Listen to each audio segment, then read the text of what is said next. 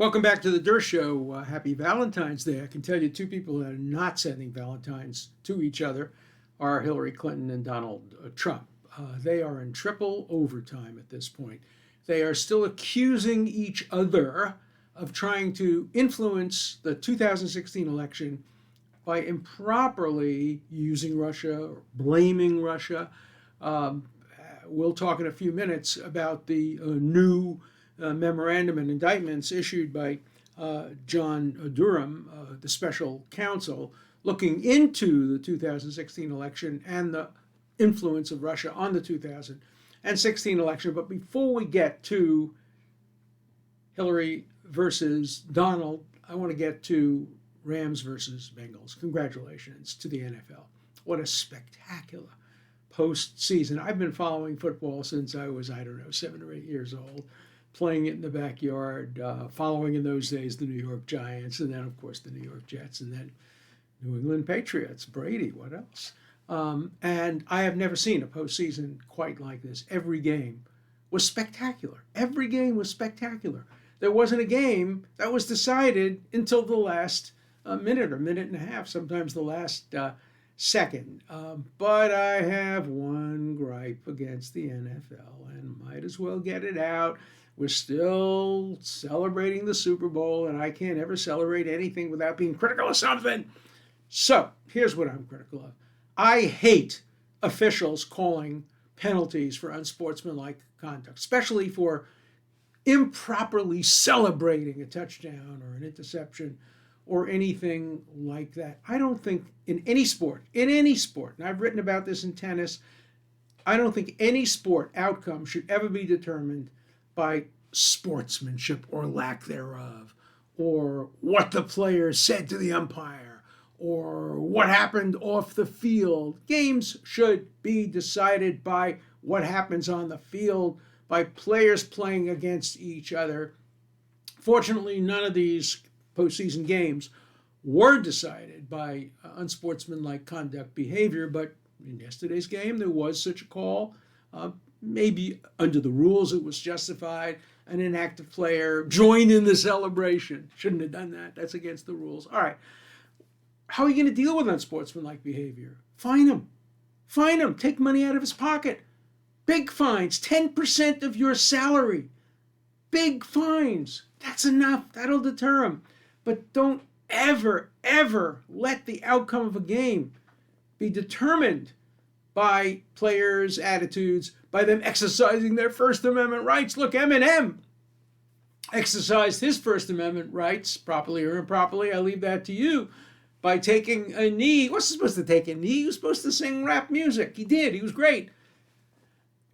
But that's not what games should be determined by. First Amendment rights. The First Amendment has no role in sports. On the other hand, mouthing off to an umpire, giving the finger to the opposing side, celebrating, cheering, taking your helmet off, that's not what a game should be based on. So 2 3/4 cheers for the NFL. You got it right this time. You're terrific. I loved watching the games. I was myself rooting for the Bengals, but I thought the Rams would actually win by a lot, and it was a close game, really decided by one play. I think the coach made a mistake. I think he should have run on 4th down instead of passing on 4th down. I think he should have passed and not run on 3rd down. Look, I coach from my chair, but we all do, and that's what's so great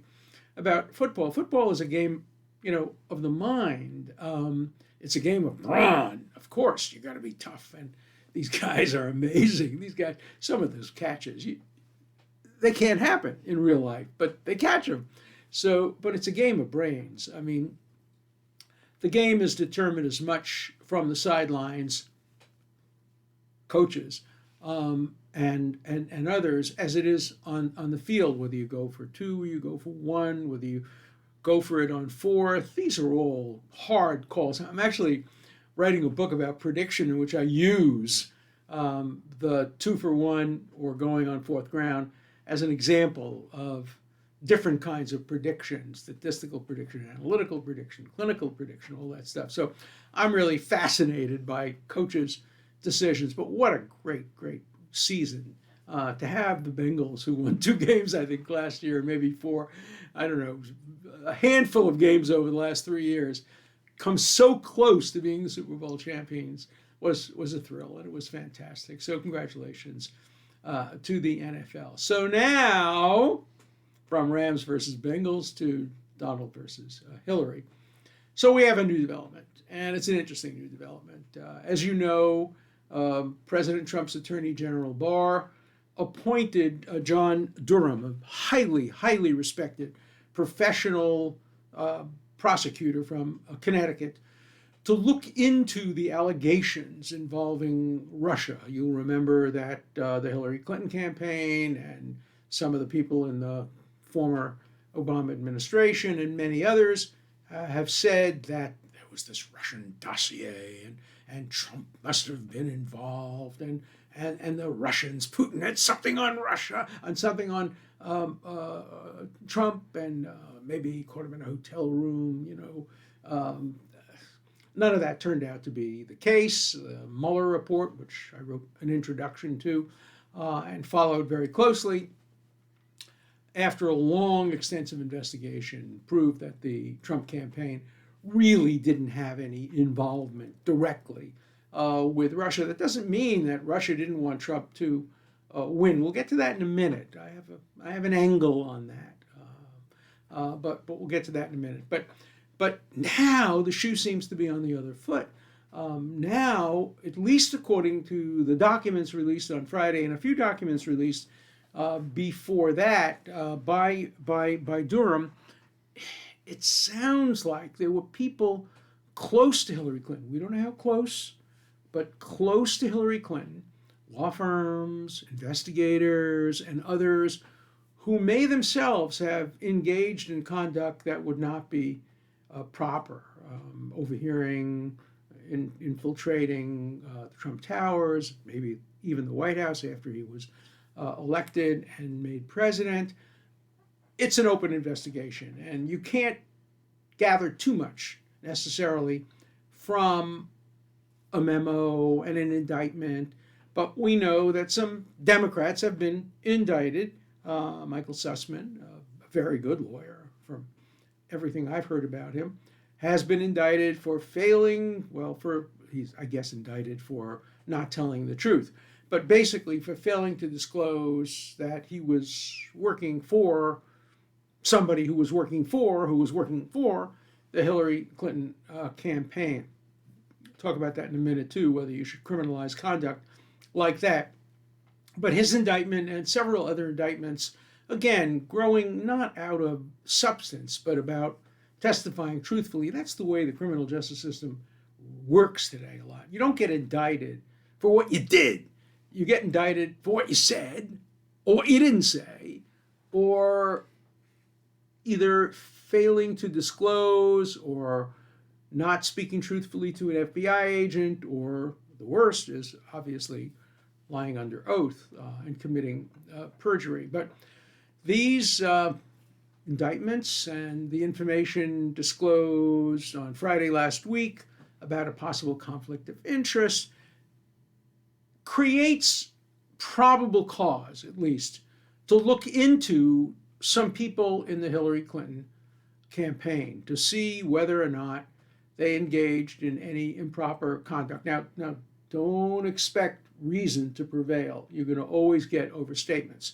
The Trump administration, Donald Trump, has already said this was treason and it deserved the death penalty in a time when we were killing people. This would be treason. It wouldn't be treason, of course not. Treason is waging war against the United States and basically giving aid and comfort to an enemy during wartime. You don't have treason prosecutions based on political campaigns, but there were exaggerations on the other side as well. I think both sides have tried to weaponize the criminal justice system to their advantage, using prosecutors, using the criminal law to try to gain political advantage. And that's a real problem. There were crimes committed.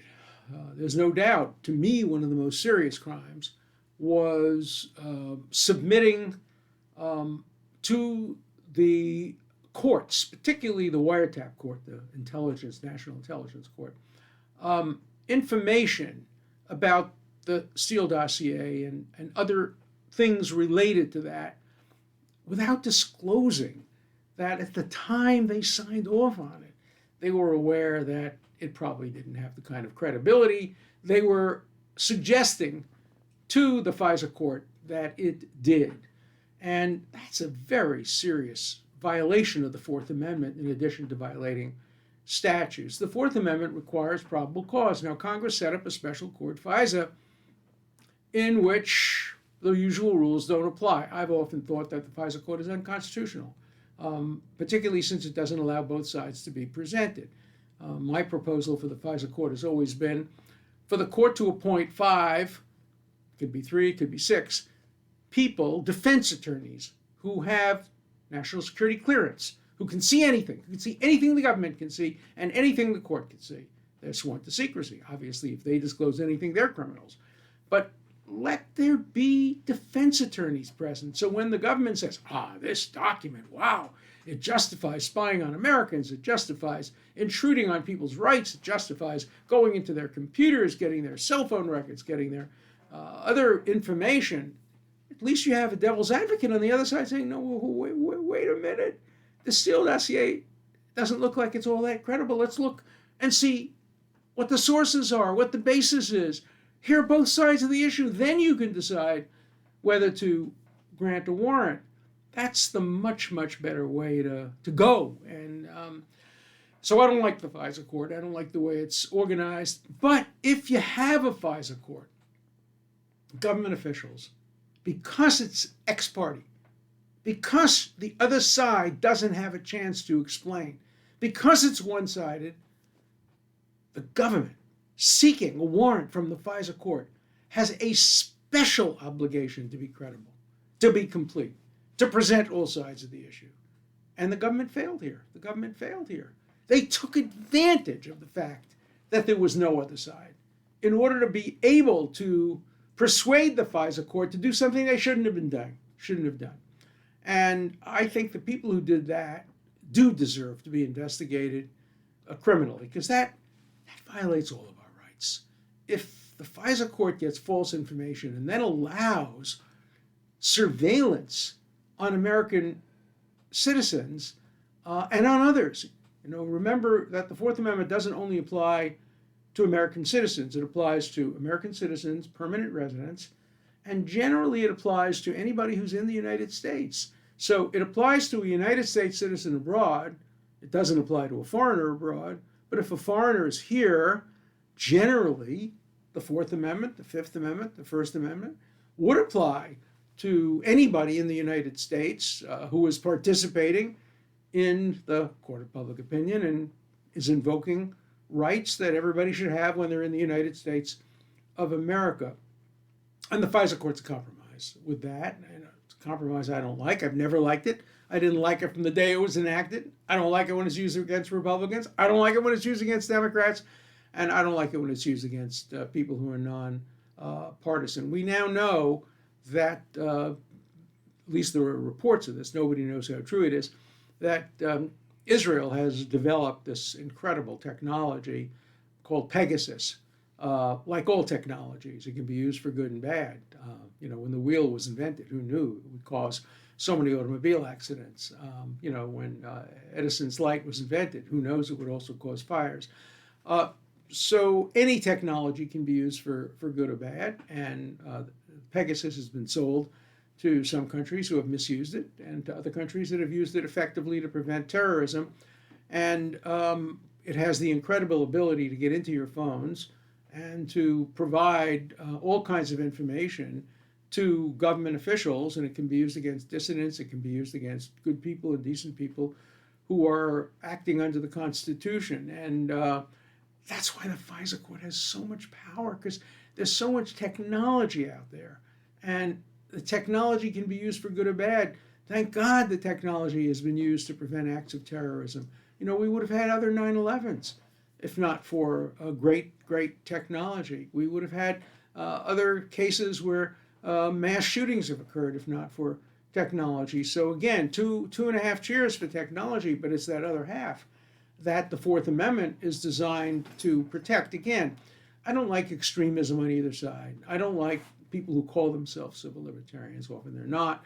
They're just hard left people who civil liberties for me but not for thee, who are absolutists. I know the FISA court shouldn't have any authority. The CIA shouldn't have any authority to intrude into people's emails. Of course they should. If you could have prevented 9/11 by hacking somebody's computer, yeah, if there was probable cause, by all means, do it. But the fact that technology is so powerful today, you have to have constraints, you have to have limits on what you're going to do. And what happened with the FISA court back in 2016 violated the rules and made it harder for the court to impose limits. So we have to change all of that. We have to give prosecutorial and investigative authorities, particularly the FBI and the CIA, powers necessary to prevent terrorism without giving them the power to intrude unnecessarily into the lives of people. There are some great stories about that. There's a story in Boston. Nobody knows if it's true or false, but it has the ring of truth. It's a great story. It's worth telling. So, a mafia lieutenant was caught in a shootout with the police, and he ended up with a bullet in his rear end or on his buttocks, and he was rushed to the hospital. And the FBI got there when he got there, according to this report. And when the hospital took out the bullet, as they did, the FBI inserted a tracking device into his rear end. And he led them to the hideout of the mafia, and great things happened as the result. True, false, exaggerated, who knows? But it's a great story. And of course, as a lawyer, my first question is, did they get a warrant? Did they go to a judge and say, well, there's this guy's rear end. It has a bullet in it. The bullet's coming out. There's a hole. There's a room for us to put in a tracker. Should we, I don't know if they went and they got the warrant. I'd love to see the conversation between the FBI and the judges about getting a warrant on a guy's rear end. But again, great story. The technology knows no limits, and it will continue to grow, and there will never be limits. And that's why we always have to constrain and control what technology can do. You can't roll the clock back. We can't uninvent Pegasus. And don't blame the people who invented it. Hey, these kinds of things are great. You want to hear something interesting? I am sitting here today, as I'm sitting here today talking to you, going through my body, halfway through my intestine, is a camera this big, invented by Israel, the same guys who invented Pegasus.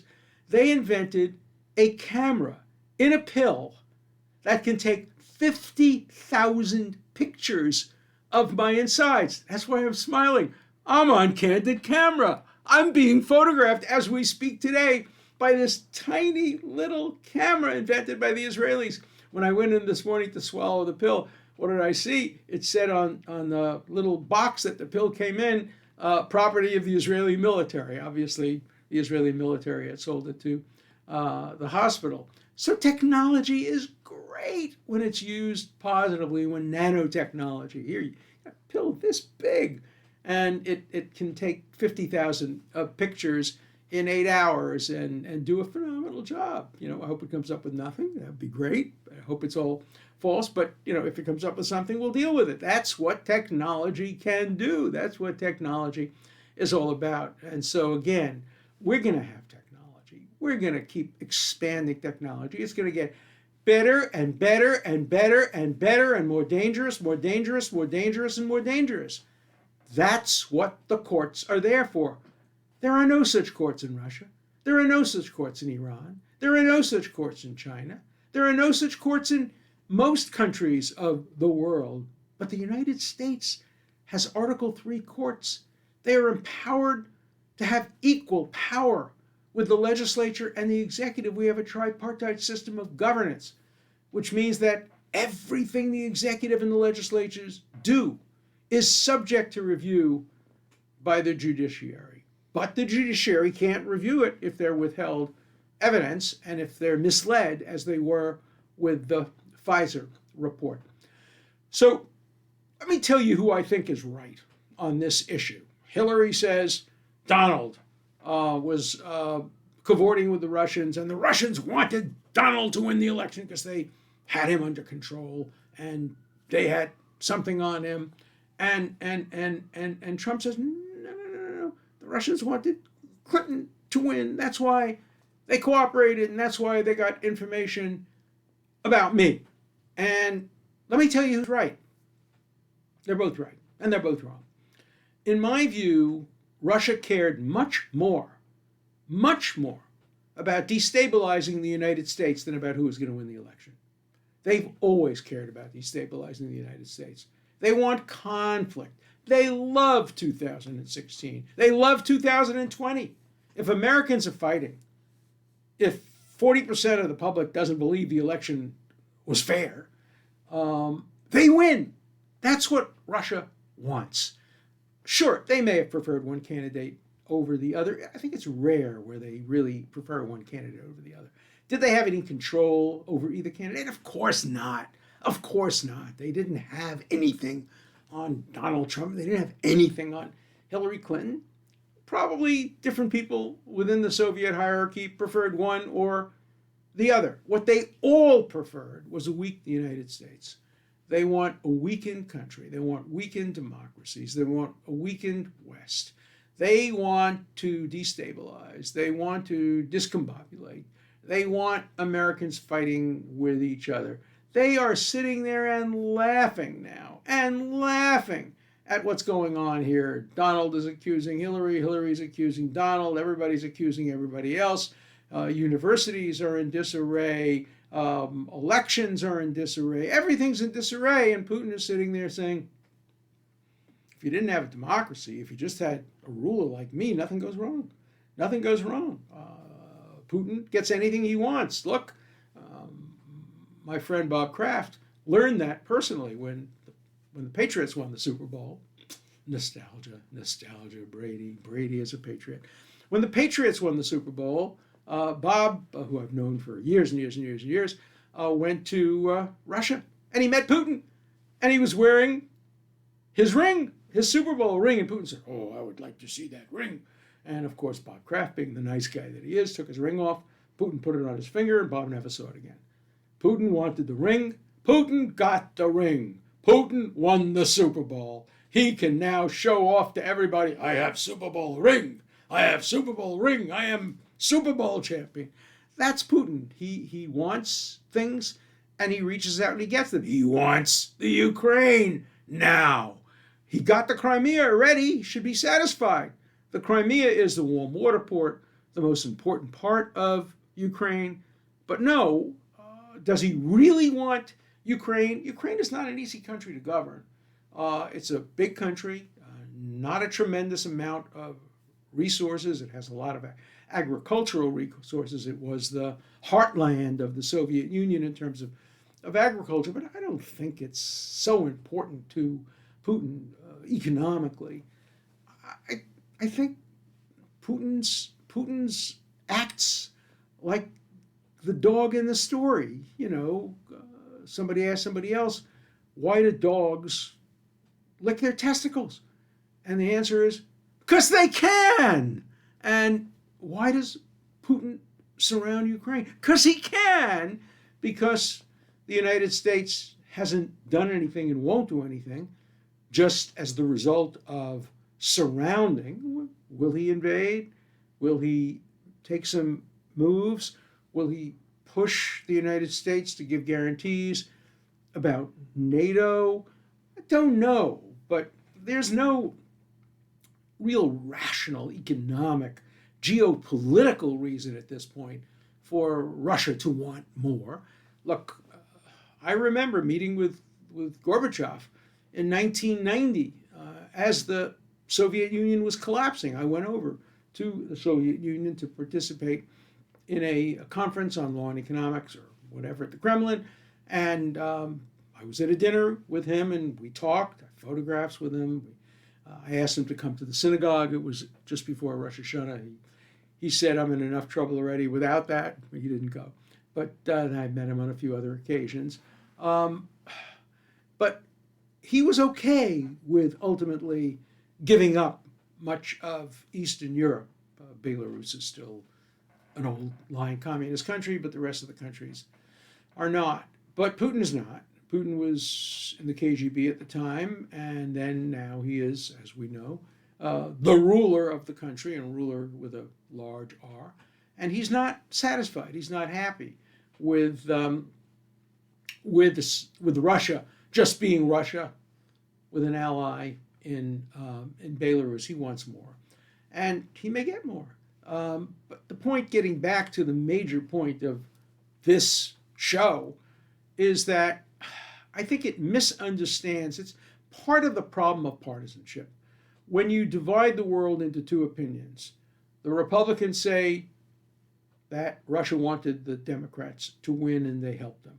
The Democrats say Russia wanted the Republicans to win and Putin helped them. And people don't consider a middle position, that Putin didn't care who won as much as whoever lost would be able to complain that the election wasn't fair and that the thumb of Russia was on the scale. Again, destabilization.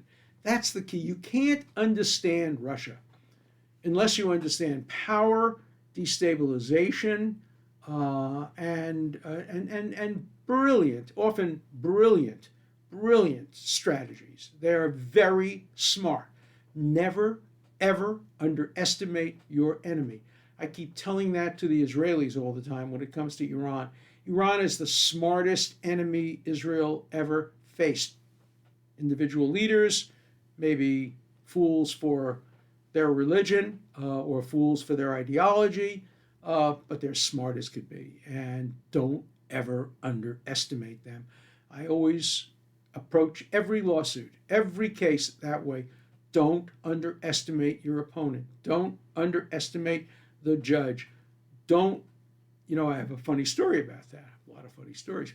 I was representing F. Lee Bailey, who had recently died. I was his lawyer down somewhere in northern Florida, Florida-Georgia border. And we walk into court. I was his lawyer. I was presenting the argument as to why he couldn't be prosecuted. We won. He wasn't prosecuted. But we walk into chambers for a conference, and I see the judge is wearing a kind of fluorescent suit with blue shoes. It looked like something out of a cartoon book. And then I saw the prosecutor. He was wearing the same suit. And I remember Lee saying to me, oh, come on, these guys are giving me pushovers. Look at the way they dress. I said, Lee, the prosecutor dresses that way because the judge dresses that way. The judge dresses that way because this is a part of Florida where dressing that way is acceptable. Do not underestimate them. And we didn't underestimate them. And we won the case. I've had a lot of success, believe it or not, in the South. I was just watching a movie the other night, really an interesting movie. I think it's called Through the Eyes of, Baker's name, his wife's name, Tammy Lee, Tammy Faye Baker. And it's all about the South and Southern judges. And after he was convicted, sentenced to I think 35 years, Tammy Faye retained me to come and argue that the sentence was illegal, and I did, and I went down south and I argued in Charlotte, North Carolina, and we won the case. And the Southern judges liked me. I was a little surprised, but you never know where you can get justice and where you're going to get injustice. So my message for today is several things. Number one, going back to football for a second, the game should never be determined by referees, by officials, by calls, and it certainly should never be determined by calls that don't affect the play, celebration, unsportsmanlike conduct. So that's my message to the NFL. My message to the justice system in the United States is stop weaponizing the criminal justice system. Fight your battles in the political arena. When I was growing up in Brooklyn, and we had fights. Went to the Loewy's 46th Street Theater, and after the theater was over, we would go outside, and there were groups of guys, and we would fight with each other. The one rule is never call the cops. Fight your own fights. Battle your own battles. Of course, if somebody was seriously hurt, but nobody ever was. And I think the same thing, writ large, should be true in politics. Fight in the arena of politics. Call people names. Accuse them of this, accuse them of that. But don't start bringing criminal charges against everybody. No, it does not deserve the death penalty. Donald Trump, I was your lawyer. I'm telling you, it doesn't deserve the death penalty. It isn't treason. Fight them. Argue with them. Show the public they're wrong. Win in the marketplace of ideas, but don't call the cops. Don't call the judges. Don't call the prosecutors.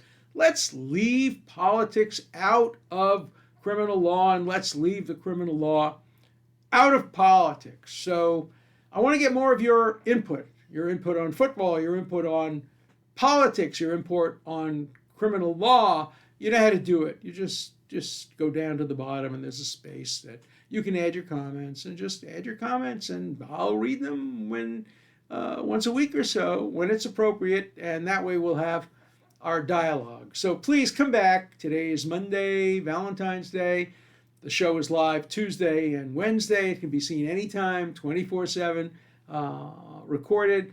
But if you want to watch it live, it's 5:30 tomorrow, Tuesday and Wednesday. Until then, happy Valentine's Day.